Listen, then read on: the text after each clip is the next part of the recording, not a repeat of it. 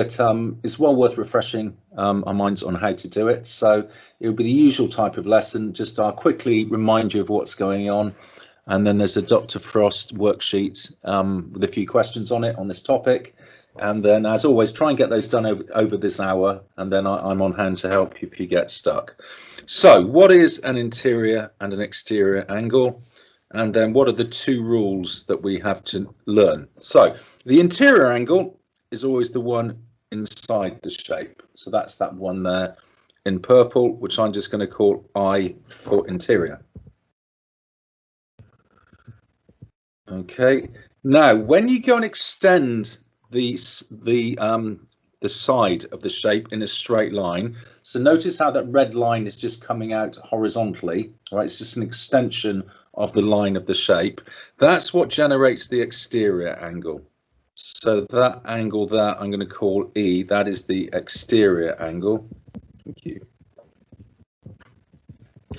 And then the first rule comes across from what you notice about those together.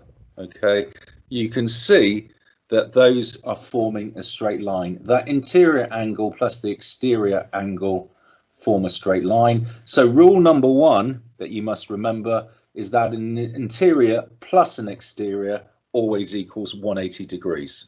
Okay, so there's your first rule, that bit that I'm just revealing there in under the yellow box. All right, an interior angle and an exterior angle always add up to 180. So if you worked out one of them, you can then easily work out the other one by taking it away from 180 degrees.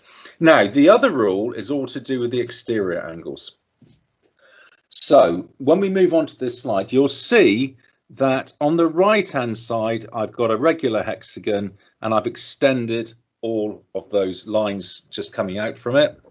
So we can see we've got a whole bunch of exterior angles. There's an exterior angle there, there's an exterior angle there, and I'm just going to go and make a note of all of the exterior angles. So the imagery I want you to think about for this one is that you're looking down from above, and that is a rocket platform, and then you're blasting off up to the moon or Mars or whatever it is.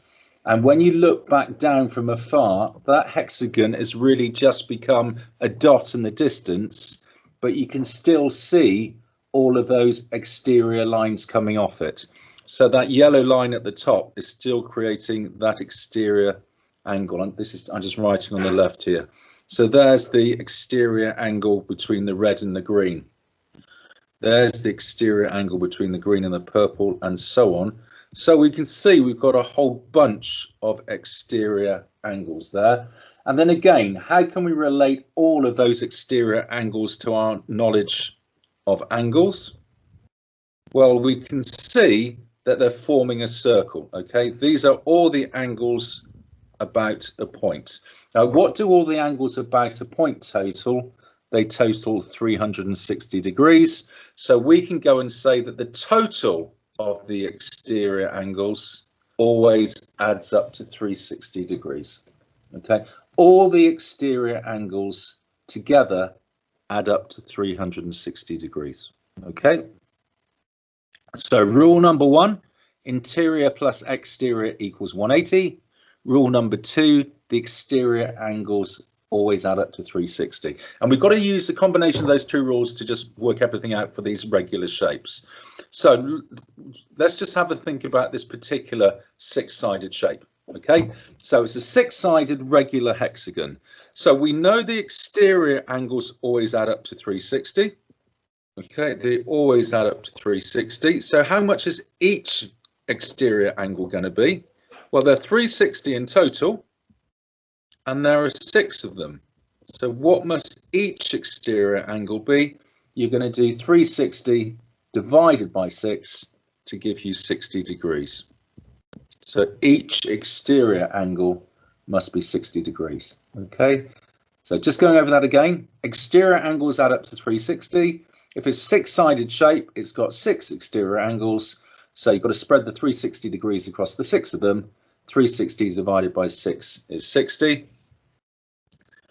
Okay, so once we know that each exterior angle is 60, so we're saying like that one, and any of those exterior angles in the diagram, like that one there, is 60. What do we know about each interior angle? Well, we know that interior plus exterior equals 180. So if we've just worked out that the exterior angle is 60, that interior angle in there must be 180 degrees, take away 60, which is 120 degrees.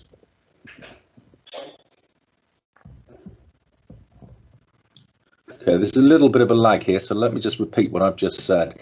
The exterior angle is 60.